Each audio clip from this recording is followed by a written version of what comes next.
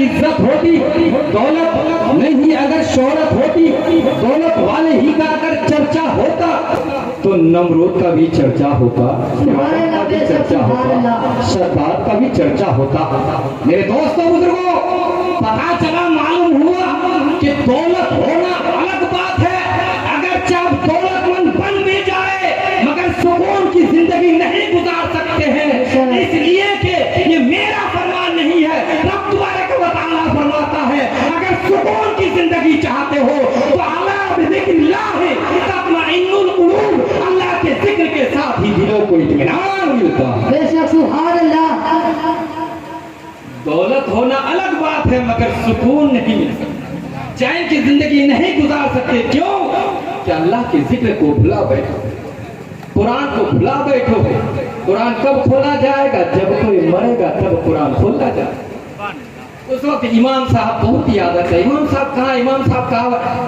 اور وہی امام صاحب اگر جمعے میں گھنٹوں گھنٹوں بیان کرے تو 10 کا نوٹ تک جیب سے نکلنے کو لیے تیار ہے بے شک سبحان اللہ ایک 10 کا نوٹ جیب سے نہیں نکلتا ہے ہفتے میں ایک دن امام صاحب سے ملاقات کرنے کے لیے جمعے کے دن جاتے ہیں لیکن ایک 10 کا نوٹ نہیں نکلتا جیب سے اور گٹکا اور پان کھا کر تھوک دیتا اب بتاؤ تو کیا امام صرف اگر کوئی مرے اسی وقت امام کو ڈھونڈا جائے کہا جائے کہ بچے کہاں ہیں قرآن پڑھنی ہے میرے دوستو بزرگوں اسی لیے میں کچھ شعر لایا ہوں کہ آج ہمارے قوم کا کیا حال ہے علماء کرام کی توجہ آپ حضرات کی توجہ چاہتا ہوں شاعر فرماتے ہیں قرآن گھر گھر میں ہے مگر ہم پڑھتے ہیں بے شک سبحان اللہ قرآن گھر گھر میں ہے مگر ہم پڑھتے نہیں ذرا بھی خدا کا خوف ہم کرتے ہیں قرآن گھر گھر میں ہے مگر ہم پڑھتے نہیں ذرا بھی خدا کا خوف ہم کرتے نہیں بے شک سبحان اللہ اور آتی ہے مصیبت تو ہمیں خدا یاد آتا ہے توجہ حضرات آتی ہے مصیبت تو ہمیں خدا یاد آتا ہے ورنہ سر تو کبھی ہم سجدے میں رکھتے سبحان اللہ بے شک سبحان اللہ ورنہ سر تو ہم کبھی سجدے میں رکھتے نہیں اور اگلا شعر کہ زلزلوں کے جھٹکوں سے اٹھ جاتے ہیں فقط زلزلوں کے جھٹکوں سے اٹھ جاتے ہیں فقط پر سن کر اذان کبھی ہم اڑتے نہیں واہ سبحان اللہ زلزلوں کے جھٹکوں سے اٹھ جاتے ہیں فقط پر سن کر اذان کبھی ہم اڑتے نہیں اور کانوں میں اذان کی بھلا کیسے آئے آواز کانوں میں اذان کی بھلا کیسے آئے آواز ارے بند تو ٹی وی موبائل کبھی ہم کرتے نہیں واہ سبحان اللہ بے شک بند تو ٹی وی موبائل کبھی ہم کرتے نہیں اس لیے اگلا شعر سماعت فرمائیے کہ سورج سے تو انسان نظر آتے ہیں سورج سے تو انسان نظر آتے ہیں مگر سیرت سے تو انسان نظر لگتے سیرت نہیں ہے صرف نام کے رہ گئے ہیں بڑی افسوس کی بات ہے یہ علاقے والے بڑے خوش نصیب والے ہیں کیونکہ موئے مبارک کی ہر سال زیارت ہوتی ہے لیکن بڑی تعجب کی بات یہ ہے کہ اس علاقے کے لوگوں کو اگر دیکھا جائے تو 60% ایسے لوگ ہیں کہ داڑھی کو فیشن کے طور پر رکھے بالکل صحیح اور 40% ایسے ہیں کہ 80 سال کے بوڑھے ہو گئے مگر داڑھی کو ایسے چھلاتا ہے لگتا ہے کہ کولکتہ کا ایئرپورٹ دم دم لگ رہا ہے 60 سال کی عمر میں بھی داڑھی کو ایسے چھلاتے ہیں یہ لوگ ایک ذرا سا بھی خدا کا خوف نہیں ابھی بھی چاہتے ہیں کہ جوانی لوٹ کر کے آئے اسی لیے شاعر کہتے ہیں کہ پاکیلو متھر چور پوچھکٹیلو گال تو بنا برا چھوڑی لو شیطانی پاکیلو متھر چور پوچھکٹیلو گال تو بنا برا چھوڑی لو شیطانی خیال خدا کا خوف پر مسلمانوں مرنا ہے سمجھتے ہیں بہرحال سنیے میں نے کیا بیان کیا، قد جاءکم من اللہ نور و کتاب مبین. اس کا ترجمہ کیا ہے کہ تحقیق کیا آیا تمہارے پاس من اللہ، اللہ تعالیٰ کی طرف سے، نور و کتاب مبین، شان والا نور، عظمت والی اور واضح بیان کرنے والی کتاب. رب کے اس اعلان کے مطابق معنی بنتا آیا تمہارے پاس نور. میں نے کہا مولانا امتیاز عالم صاحب آپ یہاں تشریف لائے. تو جب میں نے مولانا صاحب کو بلائے وہ یہاں آئے تو کیا مولانا صاحب یہاں آ کر بنے؟ مولانا صاحب تھے تبھی تو میں نے بلایا، تو مولانا صاحب ہی نہ آئے. تو اسی طرح سے رب کا قرآن کہتا ہے کیا آیا تمہارے پاس نور؟ تو میرے آقا دنیا میں آ کر نور نہیں بنے بلکہ نور بن کر آئے. سبحان اللہ بے شک. بولے بھائی جھوم کے سبحان اللہ. سبحان اللہ. میرے آقا کی دو حیثیت ہے، ایک ہے نورانیت، ایک ہے بشریت. بشر بشر سے ہے جس کو ہم کہتے ہیں چمڑا جو بظاہر دکھتا ہو، جس کو ہم چھوتے ہیں جو اس ظاہری بشر والا بشر کہلاتا ہے، جس کو ہم اپنی زبان میں انسان کہتے ہیں. اور ایک ہے نور. اے رب کائنات کے خالق و مولا، اے میرے مالک کل جواب، ذرا یہ تو بتا کہ یہ نور کی ضرورت کیوں پیش آئی جبکہ تیرا حبیب مقام بشریت میں بے مثل و بے مثال ہے. تو گویا جواب آتا ہے وہ سمجھنے والوں، جب جب تم سمجھ سکتے ہو تمہاری آنکھوں کے درمیان، عارف و معروف کے درمیان، جب تک درمیان میں کوئی تیسری چیز موجود نہ ہو تو کوئی کسی کو نہیں پہچان سکتا ہو. تو درمیان والی چیز کیا ہے آپ بھی جانتے ہیں، میں بھی جانتا ہوں، آپ بھی سمجھتے ہیں، میں بھی سمجھتا ہوں کہ وہ تیسری چیز نور ہے. جب تک درمیان میں نور نہ ہو تو کوئی باپ اپنے بیٹے کو نہیں پہچانے. جب تک درمیان میں نور نہ ہو تو کوئی ماں اپنی بیٹی کو نہیں پہچان سکتی. غرض کے کائنات کے اندر کوئی ایک دوسرے کو نہیں پہچان سکتے، یہاں تک کہ کوئی عارف اپنے معروف کی معروفیت کو نہیں پہچان سکتا. تو اسی لیے نورانیت کی ضرورت بس آئی کہ اس ذات کو پہچاننے کے لیے درمیان میں ایک واسطے کی ضرورت تھی، ایک نور کی ضرورت تھی. اسی لیے رب تبارک و تعالیٰ نے اپنے حبیب کو نورانیت کی صورت میں عطا فرمایا. سبحان اللہ بے شک. سبحان اللہ. اللہ تبارک و تعالیٰ نے سب سے پہلے کس چیز کی تخلیق کی؟ سب سے پہلے کس چیز کو پیدا کیا؟ نور کو. نور کو کیسے؟ حضرت جابر بن عبداللہ حضور نبی اکرم صلی اللہ تعالیٰ علیہ وآلہ وسلم کی خدمت عالیہ میں حاضر ہوتے اور عرض کرتے ہیں آقا اخبرنی عن اول شیء خلقہ اللہ تعالیٰ. یا رسول اللہ صلی اللہ تعالیٰ علیہ وآلہ وسلم آپ مجھے اس چیز کے بارے میں بتلا دیجئے جس کو رب کائنات سب سے پہلے پیدا کیا، جس کی تخلیق رب کائنات نے سب سے پہلے کی. سوال کرنے والا کون؟ رب کے رسول کا غلام. سوال کیا یا رسول اللہ آپ مجھے اس چیز کے بارے میں بتلا دیجئے جس کو رب کائنات نے سب سے پہلے پیدا فرمایا، جس کی تخلیق رب کائنات نے سب سے پہلے کی. آج اگر میں آپ ذرا سے پوچھوں کہ بھائی لوگ ذرا یہ تو بتا دیجیے کہ 200 سال پہلے اس جگہ پر کیا موجود تھا، تو آپ لوگوں کے پاس جواب نہیں ہوگا. اگر میں کسی بچے سے یہ سوال کروں اے بچے ذرا یہ تو بتا what is your father name, what is your mother name. جس بچے کو اپنے نام کا پتہ نہ ہو وہ ماں باپ کا نام کیا بتائے گا؟ آپ لوگ بھی کہیں گے مولانا صاحب آپ بڑا عجیب لگتے ہیں، کیا بچے سے سوال کر سکتے؟ سوال کرنے والے سوال کرنے کا یہ تقاضا بھی نہیں ہے، بلکہ سوال کرنے کا فطری تقاضا یہ ہے، انسانیت کا تقاضا یہ ہے کہ سوال اس سے کیا جائے جسے جواب دینے کی صلاحیت، جو جواب دینے کی صلاحیت رکھتا ہو. سوال دیتا رہنے والا کون؟ رب کے رسول کا غلام. سوال کیا یا رسول اللہ صلی اللہ تعالیٰ علیہ وسلم آپ مجھے اس چیز کے بارے میں بتلا دیجئے جس کو رب کائنات نے سب سے پہلے پیدا فرمایا. اگر ہمارے آقا کو علم غیب نہ ہوتا تو حضرت جابر سے یہ کہتے کہ جابر یہ جا کر اس سے پوچھ جو اول کا علم رکھتا ہو، جو آخرت کا علم رکھتا ہو. نہیں، جو ہی حضرت جابر سوال کرتے ہیں ہمارے آقا علیہ الصلوۃ والتسلیم مسکراتے ہوئے جواب دینا شروع کر دیتے ہیں. ہمارے آقا علیہ الصلوۃ والتسلیم نے نہ تو کوئی عذر پیش کی اور نہ حضرت جابر سے یہ کہا کہ اے جابر ذرا ٹھہر جا، مجھے قرآن کا انتظار کر لینے دے. اے جابر ذرا ٹھہر جا، مجھے وحی کا انتظار کر لینے دے. اے جابر ذرا ٹھہر جا، مجھے جبریل کا انتظار کر لینے دے. نہیں، جو ہی حضرت جابر سوال کرتے ہیں ہمارے آقا علیہ الصلوۃ والتسلیم مسکراتے ہوئے جواب دینا شروع کر دیتے ہیں. کیوں کہ سوال کرنے والے کا بھی یہ عقیدہ ہے والاول والآخر والظاہر والباطن وهو بكل شيء علیم. وہی اول، وہی آخر، وہی باطن، وہی ہر چیز کو جاننے والے.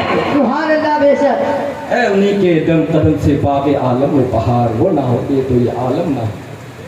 جان ہے جہان کی، جان ہے تو جہان. اب ہمارے آقا علیہ الصلوۃ والتسلیم کس طرح سے وہ جواب عنایت فرماتے ہیں، توجہ سے سماعت فرمائیں. हमारे आका अलैहिस्सलातु वस्सलाम फरमाते हैं जाबिर सवाल का जवाब सुनना चाहता का हाँ सरकार फरमाते हैं या जाबिर इन्नल्लाह तआला खलक़ क़ब्ल अशियाई नूरा नबिय्यका मिन नूरिही। ऐ जाबिर सुनना चाहता है तो सुन ले, रब तबारक व तआला ने सबसे पहले तेरे हबीब के नूर को अपने नूर के फैजान से पैदा किया। बोलिए झूम के सुभान अल्लाह। सुभान अल्लाह।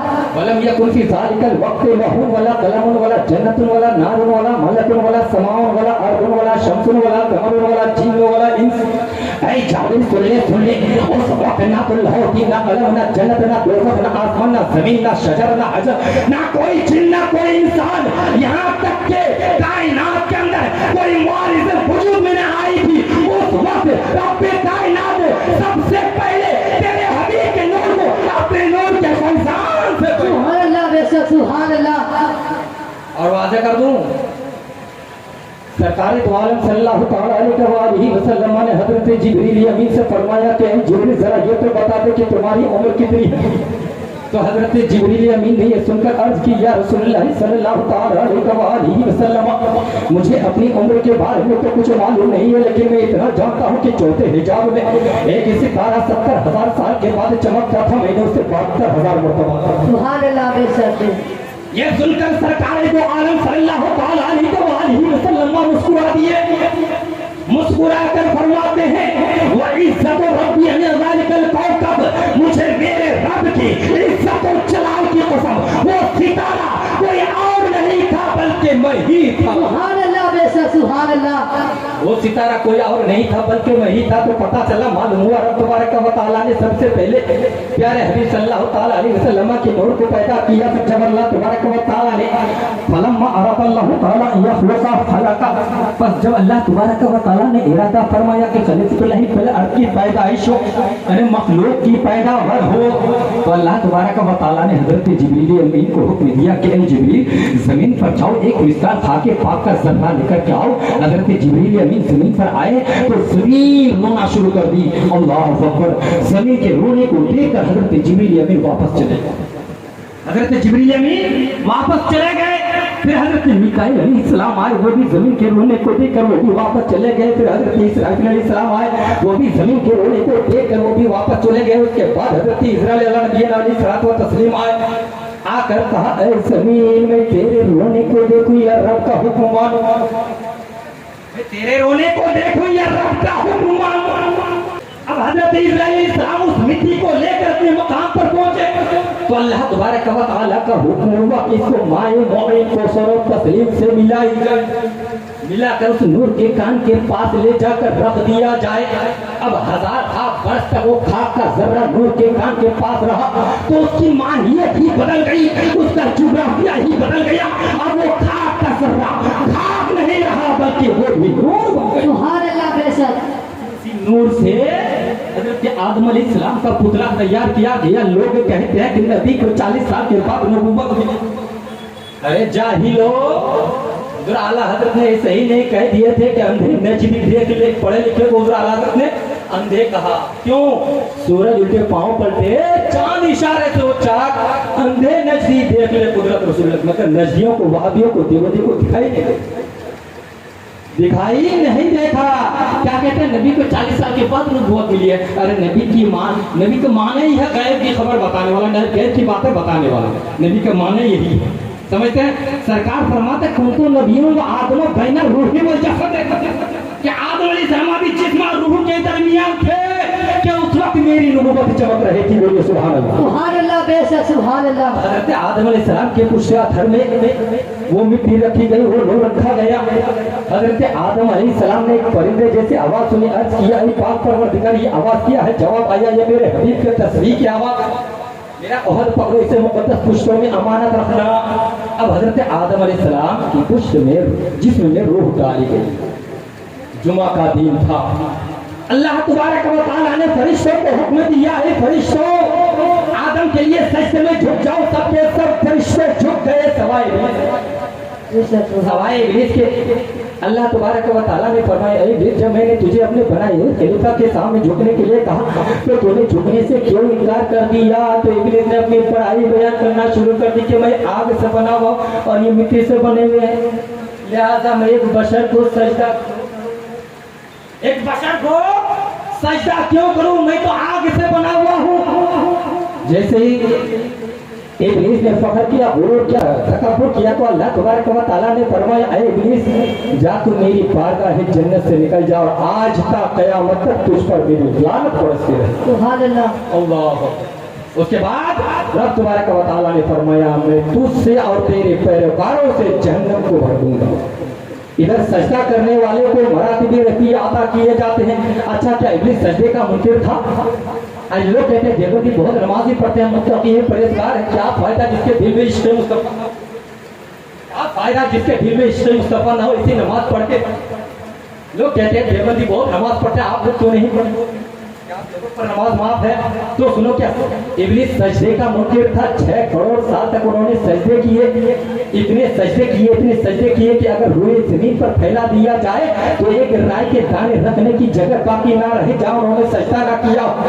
لیکن جب اللہ تبارک و تعالیٰ نے فرمایا اس جلول آدم کے لیے سجدے میں جھک جاؤ تو اس نے انکار کر دیا. سبحان اللہ. ساری عبادت برباد. ابلیس کا جو حال ہوا تھا وہی ان دیوبندیوں کا ہوا، ان وہابیوں کا ہوا، ان شکراولی رافضی موضوعی آل حدیث خبیث والوں کا ہو. چاہے کتنے ہی عبادت کر لے، جس کے دل میں عشق مصطفیٰ ہی نہیں ہے ان کی عبادت کسی کام کی نہیں. بہرحال ادھر سجدہ کرنے والوں کو مراتب رفیع عطا کیے جاتے ہیں. امام فخر الدین رازی تفسیر کبیر میں فرماتے ہیں کہ آدم کو سجدہ کیوں ہوا؟ کانا فی جبہتہ نور محمد صلی اللہ تعالی علیہ وسلم. حضرت آدم علیہ السلام کی پیشانی میں جو حضور صلی اللہ تعالی علیہ وسلم کا نور جو موجود. اب حضرت آدم سے حضرت عبداللہ تک وہ نور کیسے پہنچا؟ بس شجرہ مبارک سنیے مختصر میں ذکر تھا. حضرت آدم سے حضرت عبداللہ تک سننا چاہتے ہیں؟ بولیے ایک مرتبہ جھوم کے سبحان اللہ. سبحان اللہ. بے شک. توجہ سے سنیے اور سننے کے بعد انشاءاللہ کوئی خاموش نہیں رہے گا.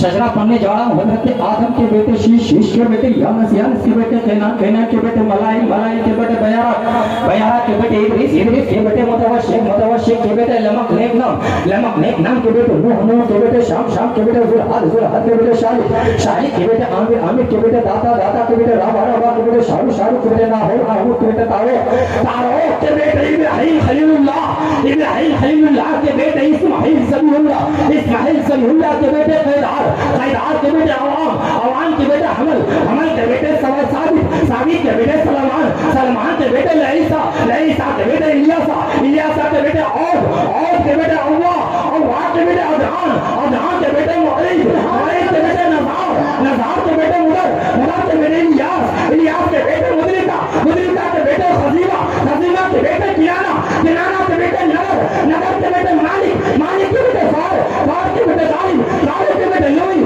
لوئی کے بیٹے کعب، کعب کے بیٹے مرہ، مرہ کے بیٹے کلاب، کلاب کے بیٹے قصی، قصی کے بیٹے عبدالمناف، عبدالمناف کے بیٹے ہاشم، ہاشم کے بیٹے عبدالمطلب، عبدالمطلب کے بیٹے عبداللہ، اور عبداللہ کے بیٹے جناب محمد رسول اللہ. نعرہ تکبیر، نعرہ رسالت، نعرہ رسالت، مسلک اعلی حضرت نقیب اہل سنت حضرت علامہ و مولانا کفیل اکبر صاحب نے ملا.